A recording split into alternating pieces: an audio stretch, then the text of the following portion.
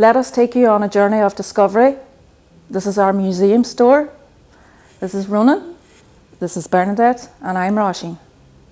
Come this way and discover delights beyond the imagination.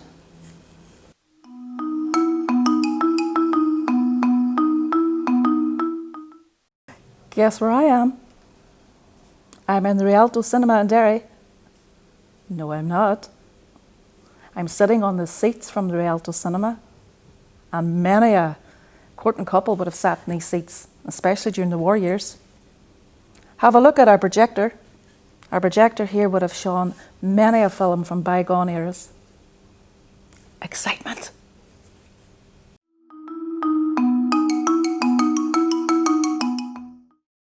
The River Foyle is always known for shipping and maritime heritage, and here we have a great example of lots of ship models.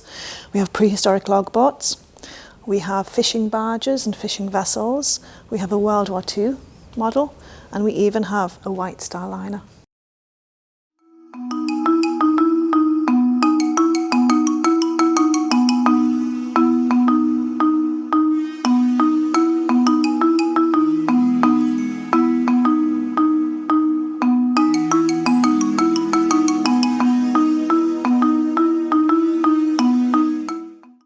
Roll up, roll up.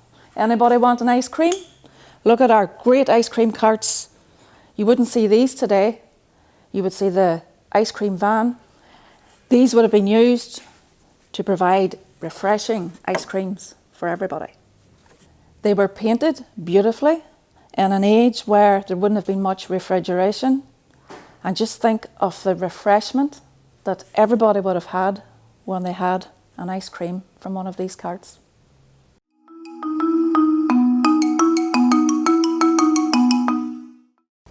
Derry has an incredible history of linen and shirt factory making, and we have an immense collection here in the museum stores. We have beautiful original shirts.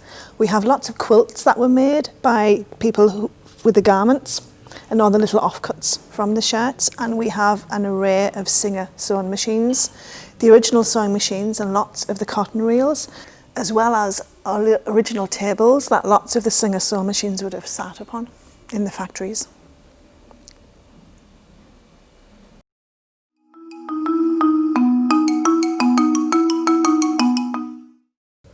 Here we have two very special items, one which we know a lot about and one which we know very little.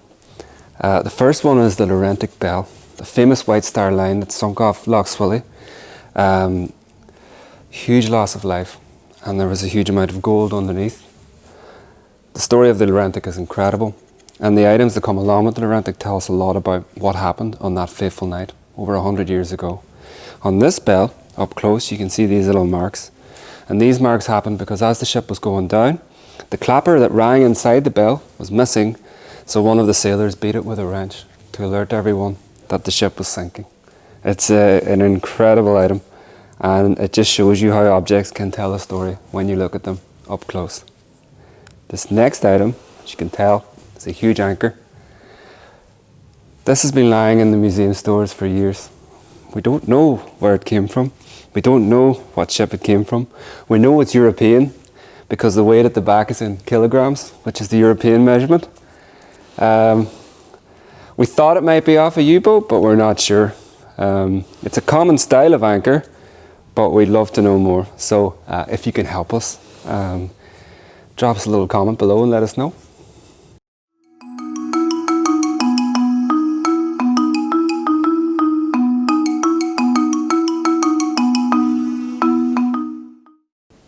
This is not a pizza oven.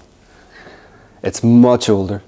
This dates from 1620, and we know it dates from 1620 because we know that these little steel arches were imported into the city by ship on record in 1620. This is a huge oven, but it was found in a small house, and that house was located under where the Richmond Centre is now in the city centre. And when the walls were built, this was one of the very first structures to be built in a house within those walls. It's so big, it couldn't have been used for just one family. It had to have fed lots of families that lived locally. And so what you have is probably one of the first examples of a commercial enterprise within a small household inside the city walls. It's made of red brick on top and then stone wall on bottom, and that stone wall carried around the whole way around the house. This is where it sat in the corner, and you can just see the other wall starting here. Whenever it was taken out of the house, it was covered in concrete at the back to preserve the structure. Another really interesting detail about this is that in the 17th century, in order to make mortar, to make it really strong, you needed to add lime, and one of the best sources of lime locally was shellfish, or the shells of shellfish. And so when you look at where it's pointed between the brick really closely, you can see small tiny little cracked seashells located within it. Another example of looking closely at an item to tell more of its story.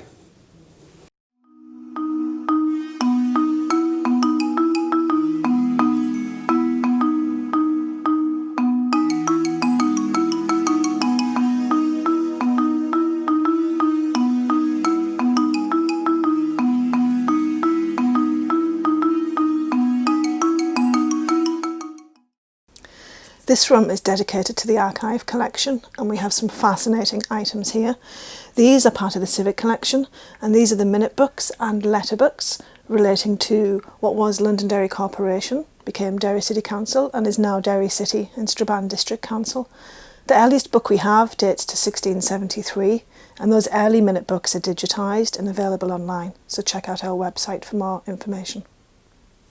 This is one of our minute books, and this relates to the unusual Pipewater Committee book dating from 1818. And the committees would meet every month and they would discuss issues relevant to that committee. So the minute books give you details as to who was attending the meeting, what issues were discussed and what actions were approved. It gives you a fascinating insight into the development of the city, particularly through the 19th and 20th century. This room houses a very special collection. It relates to a gentleman called William Darlow, and he was a teacher in the city.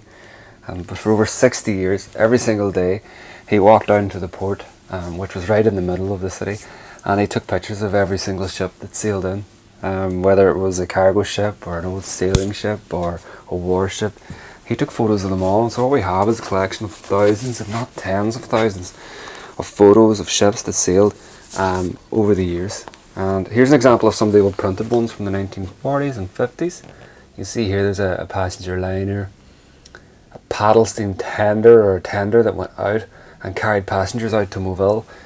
Here we have an old sailing ship, these steel-hulled barks that the city was famous for, that sailed all around the world. We also have some colour photographs from the 1980s, and then we have some negatives as well. And when I say some negatives, I mean tens of thousands of negatives, all in these little jars here. And what William did is, although he didn't develop the negatives, he cut them and then put them in a little envelope that was alphabetically ordered. And he put a wee bit of information too. So, let's see. Here we have the famous HMS Caroline, the only surviving ship that fought in the Battle of Jutland in World War I. Houses a lovely museum at the minute up in Belfast. Here we go.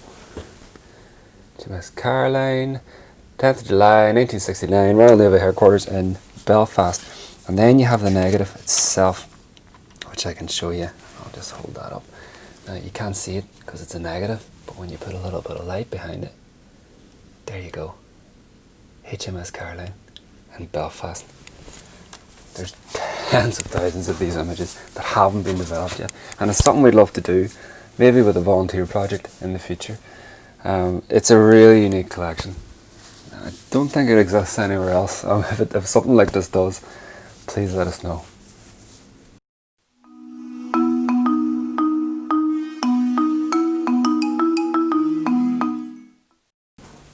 This is one of our favourite rooms, and the reason it's one of our favourite rooms is because no matter where you look around you, you're surrounded by objects that are full of stories, full of history. I'm just going to take a few off the shelves and show you in detail and tell you what we know about them. And if you have any questions or comments about that, just let us know below, and we'll try and answer them as best we can.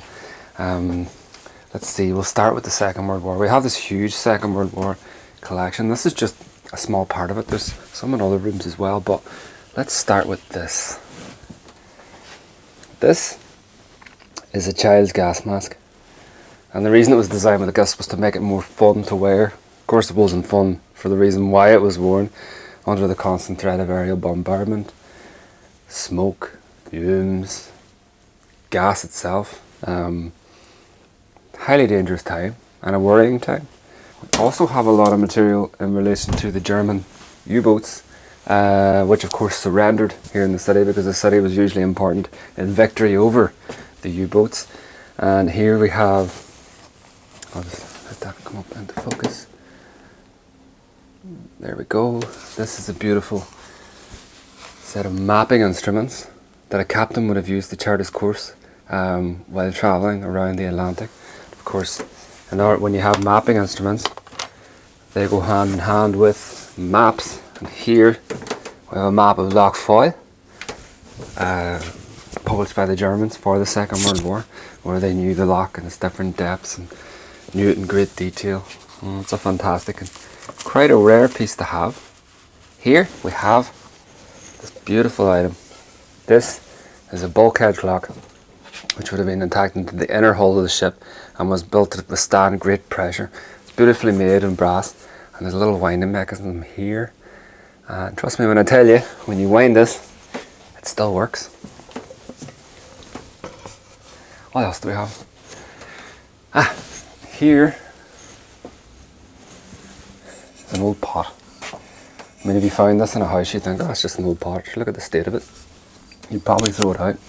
But if you look at this one real close, and look at it up here, where is it? Just there. See that? U1108. That's one of the U-boats that surrendered in Loch Foyle at the end of the Second World War. And so this would have been used to cook on board the ship. We also have a lot of material relating to the Allies. The British, American, Canadian, sailors, pilots, army, all of them came to this city and the surrounding area, and they left behind a wealth of material. In the early 1940s, a B-17 bomber was flying in to one of the airports, and it crash landed in Loch Foyle, and it sank to the bottom, but all the crew survived. But a lot of material was found on the plane when it was found by divers sometime later. This is one of our favourite items here, worn by the pilot Kurt Melton, which is a great pilot name. These are original Ray-Ban aviator sunglasses. I mean, they haven't changed much in design at all, except they have this little thing that goes around the ear. So these were found in the cockpit, and they were worn by Kurt Melton, the pilot. Another piece of highly useful trivia for you is that American pilots often wore green on their sunglasses. European pilots often wore blue or brown.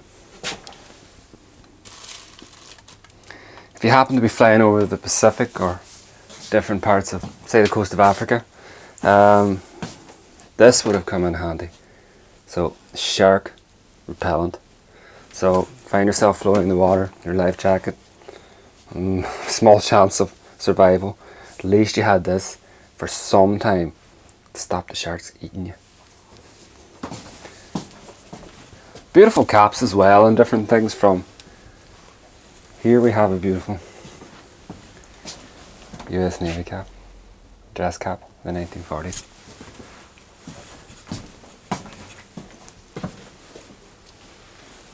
Also have a lot of material from 19th century military colonialism, and it is important for museums to keep these kind of items. All items, even if they are somewhat controversial now as we move into modern times. A lot of the colonial items we have, of course, relate to a dark colonial past, but here's one of the items you might recognise from the old movies like Zulu or The Man Who Would Be King. This is known as the pit helmet, see? And it was worn in what was known as the subcontinent, so Africa, India, these places that the British Army would have been, and it's iconic really from that time. This was worn by a Major General Hazlitt, who was highly decorated.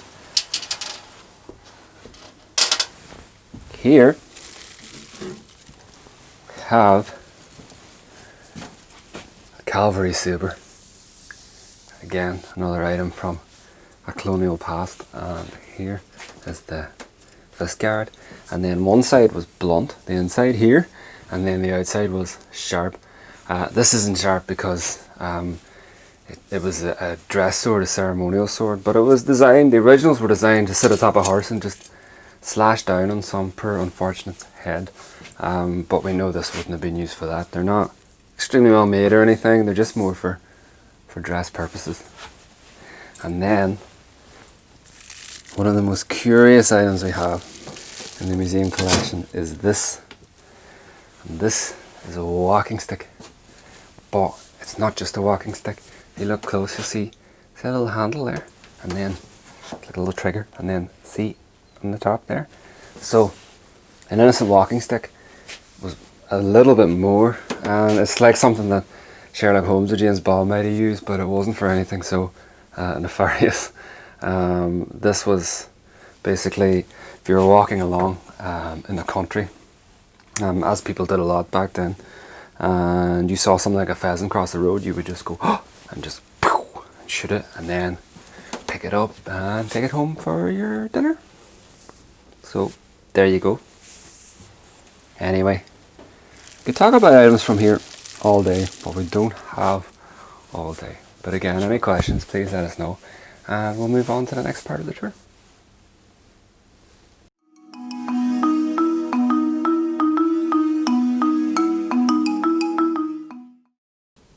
This is the map room, and it probably looks a little bit disorganised at the moment.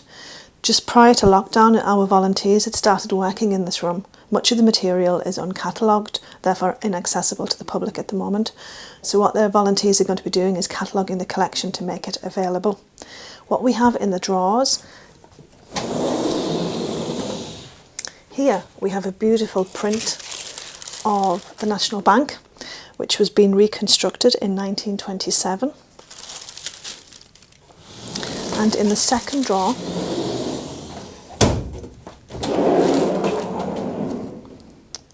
we have one of my favourite drawings, and this is the original design for the stained glass windows on the main staircase in the Guildhall.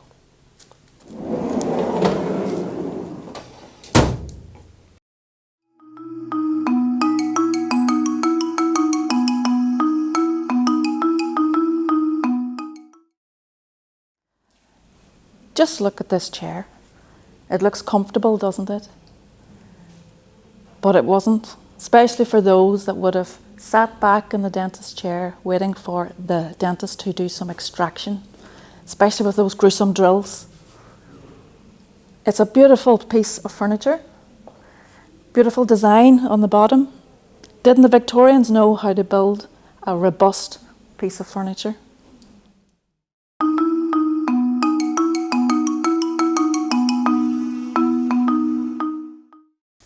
Remember the big oven in the small house that we showed you earlier? Well, that's not all that was found in the 17th century. In fact, there are over 500,000 individual little artefacts found within the city dating from the 17th century up into the 20th century that were uncovered in archaeological digs in the 1970s and 1980s, and they're all in this room. In here we have so many different artefacts and items that tell us about the people that lived here over the years, and I'm just going to show you some examples. Here we have a beautiful upright port bottle. Port being fortified wine from Porto, which shows the level of trade going on as well. And as technology moved on, we have bottles like this. More similar to the wine bottles of today in that they were long with long neck. But the reason they were designed like this and not like stubby ones is because they were designed to rest on their side, and then cork would be inserted and they would last longer and they wouldn't spoil as quickly. There's also hundreds of examples of this type of pottery called Staffordshire mottled ware. See how it glistens in the light? These are obviously from Staffordshire in England, but these were usually popular in taverns and would have been filled with ale, and there was quite a lot of these around the city, so it goes to show that There were quite a few taverns as well. Here, well, a little small sole of a child's shoe.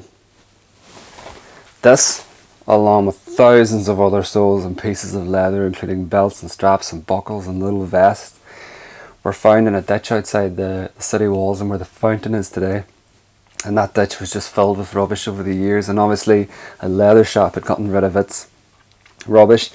And so in the early 17th century we have all these little soles and shoes, and we know the type of footwear that people wear and trod around the cobbles of the city in.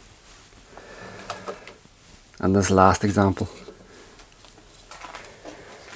this unassuming piece of fired clay. You can just see here it says Pit 2 1980. Well, going by the curve of it, this is actually a roof tile, and it's not a piece of pottery or anything like that. It's a roof tile, and it's called a pant tile. And there was thousands of these found in the city. And so when there's thousands of something found, it tells you a different story than if there was just one. And by thousands, we know that unlike today, where we have grey and black roof tiles, back then it was gold and terracotta, which would have given a completely different vista to the city if you were standing, say, on the top of the hill looking over. That's it for our tour today, and we really hope that you've enjoyed it. We really enjoyed making it, and we'd like to thank you so much for joining us.